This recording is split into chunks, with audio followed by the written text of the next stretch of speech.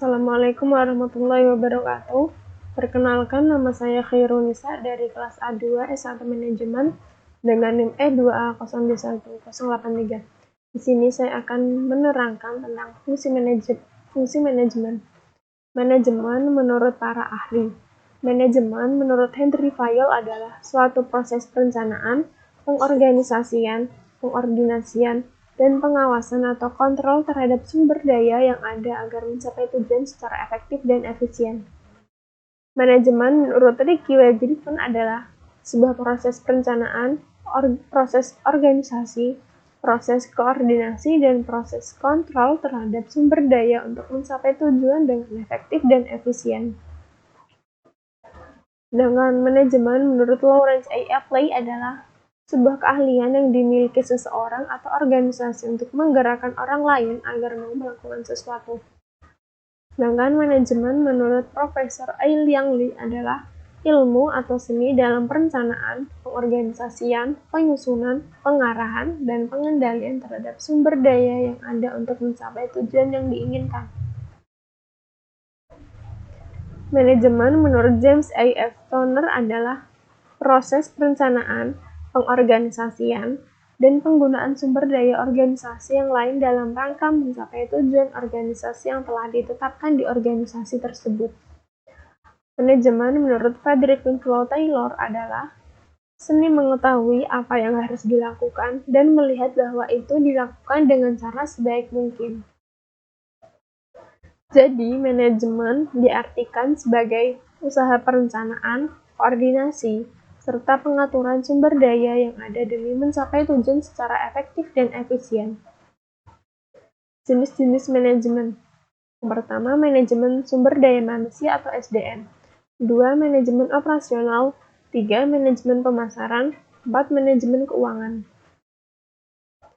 Manajemen sumber daya manusia adalah salah satu cabang ilmu manajemen yang secara spesifik mempelajari hubungan atau relasi atau networking antar manusia baik secara personal maupun secara organisasi atau tempat kerja supaya setiap orang bisa melakukan kerjasama yang efisien dan efektif sehingga tujuan yang ditetapkan bisa dicapai dengan baik. 2. Manajemen operasional merupakan bagian manajemen yang erat kaitannya dengan mengawasi, merancang, dan mengendalikan kegiatan produksi. Selain itu, manajemen ini bertugas mengendalikan kegiatan produksi dan proses perbaikan strategi kegiatan bisnis dalam hal produksi barang dan jasa.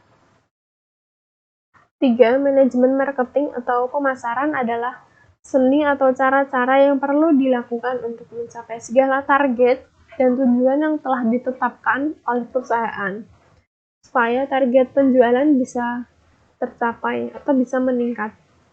4. Manajemen keuangan adalah salah satu cabang ilmu manajemen yang bertujuan untuk mengatur dan mempelajari arus keuangan, organisasi atau perusahaan atau personal supaya arus keuangannya stabil dan besar pengeluarannya tidak lebih besar daripada pendapatan. 4. Fungsi manajemen. Yang pertama, planning. 2. Organizing. 3. Equating. 4. Controlling. Pertama, planning atau fungsi perencanaan adalah bagaimana perusahaan menetapkan tujuan yang diinginkan dan kemudian menyusun rencana strategi bagaimana cara untuk mencapai tujuan tersebut. Syarat fungsi perencanaan yang baik. Yang pertama, memuat analisis pada pekerjaan yang akan dilakukan. 2. Fleksibel, bisa berubah mengikuti perkembangan yang terjadi. Yang ketiga, mempunyai keseimbangan, tanggung jawab, dan tujuan yang selaras pada setiap bagian. 4. Segala sesuatu yang tersedia bisa dipergunakan secara efektif serta berdaya guna. Dan yang kelima, mempunyai tujuan yang jelas. Organizing atau fungsi pengorganisasian, yaitu proses pembagian tugas, wewenang, dan sumber daya di antara anggota organisasi untuk mencapai tujuan tertentu dengan cara membuat struktur tugas dan wewenang. Manfaat organizing yaitu yang pertama, pembagian tugas-tugas bisa sesuai dengan kondisi perusahaan tersebut. Yang kedua, personil dalam perusahaan mengetahui tugas apa yang akan dijalankan. Selanjutnya fungsi organizing. Yang pertama, adanya pembagian tugas yang jelas. Kedua, mempunyai manajer puncak yang profesional untuk bisa mengkoordinasikan semua kegiatan yang dilakukan. 3. Directing atau fungsi pengarahan adalah upaya untuk menciptakan suasana kerja yang dinamis, sehat agar kinerjanya lebih efektif dan efisien. Beberapa kegiatan pada fungsi pengarahan. Yang pertama, membimbing dan memberi motivasi kepada pekerja supaya bisa bekerja secara efektif dan efisien. Yang kedua, memberi tugas serta penjelasan secara rutin tentang pekerjaan. Yang ketiga, menjelaskan semua kebijakan yang sudah ditetapkan. Selanjutnya, controlling atau fungsi pengendalian adalah upaya untuk menilai suatu kinerja yang berpatokan kepada standar yang telah dibuat, juga melakukan perbaikan apabila memang dibutuhkan. Kegiatan pada fungsi pengendalian, misalnya, pertama, mengevaluasi keberhasilan dan target dengan cara mengikuti standar indikator yang sudah ditetapkan.